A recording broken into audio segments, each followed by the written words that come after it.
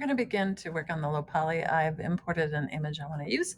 There's a mushroom hunt festival going on, so I'm going to make a poster on a mushroom hunt festival. And so once I have that imported again, that's going to be on a background layer. I'm going to lock that layer. I'm going to get into my layer 2. I'm going to get rid of low poly on there. This is what we're doing.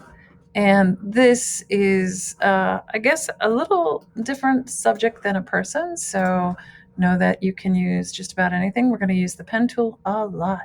So as we begin, the first step, actually before I even begin, is to turn on a grid. The grid is going to help so that things will kind of snap to where they need to be.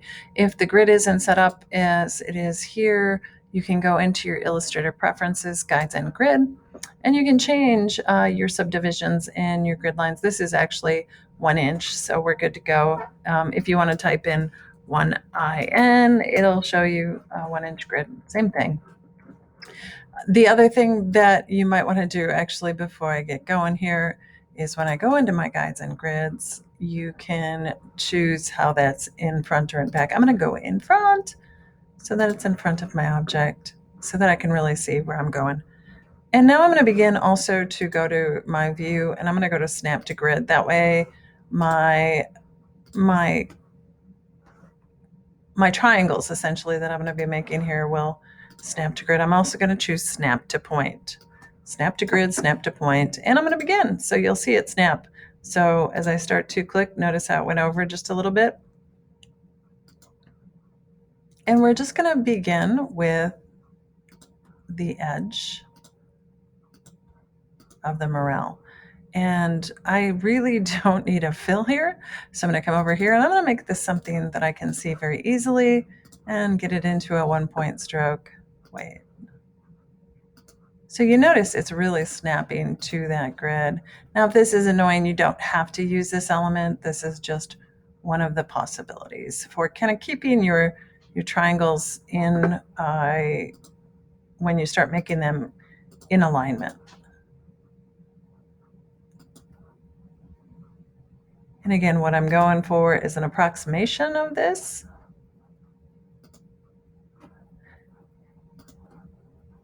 And edit undo always works still.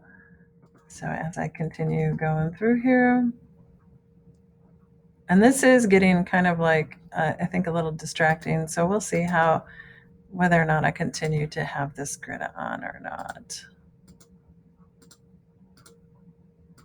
So now I'm going to begin in these areas here, and I am going to begin with triangles, and I can move either way. I can start from the edge here. Now notice if I start from the edge here, I'm going to be adding points to a path.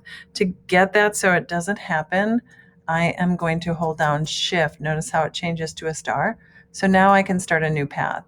And you are going to be making triangles here, so it is important to know that as you, and see, it really didn't help me. So I'm going to turn off this grid, and I'm going to turn off the snap to grid. I'm going to keep snap to point on because I do want it to still snap to point. All right, so zooming in closer, edit undo, zoom in closer for y'all. You can see there's even a bend here that I need to be aware of because everything has to be really a perfect triangle. But as I hover here, again, Shift is important so that I hold that down so I can start a new path. And I am going to kind of reference the image and also remember that I need to kind of, again, keep perfect triangles. And new path's going to start, no problem. Go through. And if you're doing a person, do some bigger shapes first and then go into the smaller. And again, if you want to start a new path, it is important. I don't think I closed that path there, so I'm going to undo. These really do have to be perfect. So new path, I'm drawing complete triangles, not halfway, complete triangles. And so this is a long, lengthy process. Now, one of the things you'll notice is that and see, it must not be snapping to my points where I need it to. I'm going to edit undo this.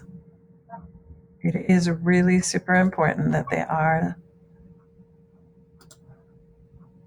closing out paths. I must have subtracted a point there. And you'll have this. So I'm editing undo, and I'm going to hold down shift to make sure I'm starting a new point. So that's telling me I'm good to go. But if I hit that again, I need to hold down shift. And again, complete triangles, close the path. Begin again, hold down shift. It helps if you go from one triangle to the next. And again, make sure you're closing those paths. Now, right now, one of the things that's happening is my paths are kind of, the stroke weight is causing these odd kind of little edges. So I'm going to pull open the stroke weight. And this is really the first step, and that's as far as I'm going to go because there is so much work to be done.